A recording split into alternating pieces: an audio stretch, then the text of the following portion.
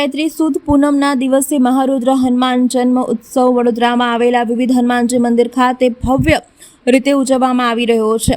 મહારુદ્ર હનુમાનજીનો જન્મ શનિવારના દિવસે હોવાથી ભક્તોમાં અનેરો ઉત્સાહ પણ જોવા મળી રહ્યો છે। વડોદરાના સૌથી પૌરાણિક મંદિરોમાંના એક એવા હરની ભીડભંજન હનુમાનજી મંદિર ખાતે વહેલી સવારથી જ ભક્તોનું ઘોડાપૂર ઉમટી પડ્યું હતું। વહેલી સવારથી જ હનુમાનજીનો જન્મ ઉત્સવ ભવ્ય રીતે ઉજવવામાં આવ્યો હતો। ત્યારબાદ હનુમાન ચાલીસાના પાઠ ભક્તો દ્વારા કરવામાં આવ્યા હતા। મંદિર પ્રશાસન દ્વારા પણ ભક્તોનો અલાયદી વ્યવસ્થા ભક્તો માટે કરવામાં આવી હતી।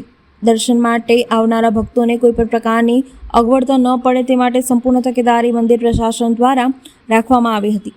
સમગ્ર દિવસ દરમિયાન ધાર્મિક કાર્યક્રમોનું આયોજન કરવામાં આવ્યું છે, જેમાં લઘુરુદ્ર, સુંદરકાંડ તેમજ અખંડ રામધૂન જે આ ધાર્મિક કાર્યક્રમોનું આયોજન સમગ્ર દિવસ દરમિયાન કરવામાં આવનાર છે। કલિયુગમાં મહારુદ્ર હનુમાનજીની પૂજા અર્ચના કરવાથી મનુષ્યની આદિવ્યાધિ ઉપાધિ દૂર થાય છે તથા ભગવાન શનિની જે કોઈ વ્યક્તિને સાડાસાતી હોય છે તેના માટે મહારુદ્ર હનુમાનજીના નામ સ્મરણ તેમજ હનુમાન ચાલીસાના પાઠ કરવાથી તેઓને મુક્તિ મળે છે। ત્યારે વડોદરાના વિવિધ હનુમાન દાદાના મંદિરો ખાતે હનુમાન જન્મ ઉત્સવની ખૂબ જ ભવ્ય રીતે ઉજવણી કરવામાં આવી રહી છે।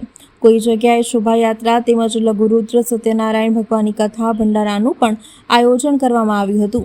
સર્વપ્રથમ તો હનુમાન જન્મોત્સવ જે શબ્દ સાથે અને જન્મ જયંતિ સાથે થોડી એક મિનિટની વાત કરી લઈશ કે ઘણા સમયથી જયંતિ શબ્દનો થોડુંક અનાદર થઈ રહ્યો છે, પરંતુ ઉપનિષદ પુરાણોમાં વેદોમાં લખે જયતિ ઇતિ જયંતી, જેનો જય જયકારનો અંત નથી એવા તત્વનું, એવા પરમ તત્વની જયંતિ ઉજવાય છે। તો જે ભક્તોના મનમાં જે જયંતિ શબ્દ ના હોવો જોઈએ એનો મારે ખુલાસો કરવો છે કે વેદનું સૂત્ર છે કે જયતિ ઇતિ જયંતિ, અને એવા હનુમાનજી મહારાજનો તો ચારો યુગમાં અને એમ કહેવાય છે કે કોઈ પણ જગ્યાએ એમની પરાક્રમની ગાથાઓથી લઈને દરેક વસ્તુ, દરેક યુગોની અંદર હનુમાનજી મહારાજનું પ્રાધાન્ય અને સર્વશ્રેષ્ઠપણું બતાવ્યું છે, કારણ કે સ્વયં શંકર જ છે। તો એવા હનુમાનજી મહારાજનો આજે જન્મદિવસ છે।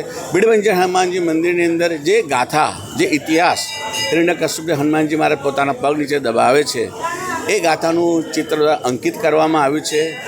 અને દુર્ગમ કાજ જગત કે જેતે સુગમ અનુગ્રહ તુમરે તેતે કો નહીં જાણતે મેં હે કભી સંકટ મોચન નામ તુમારો। દુનિયામાં કોને ખબર નથી કે તમે સંકટ મોચન છો, અને આજે સંકટ મોચનના જન્મદિવસે દરેક ભક્તો એમના દર્શન કરી પોતાના સંકટો દૂર કરવાની પ્રાર્થના કરે, અને ચોક્કસપણે હનુમાનજી મહારાજ દરેકના સંકટો, ભીડભંજન હનુમાનજી ભીડ દરેક દૂર કરી સુખ, શાંતિ, સમૃદ્ધિ પ્રદાન કરે એવી મારી પ્રાર્થના છે, અને દરેક પર હનુમાનજીની કૃપા વરસે એવા મારા અંતના આશીર્વાદ છે।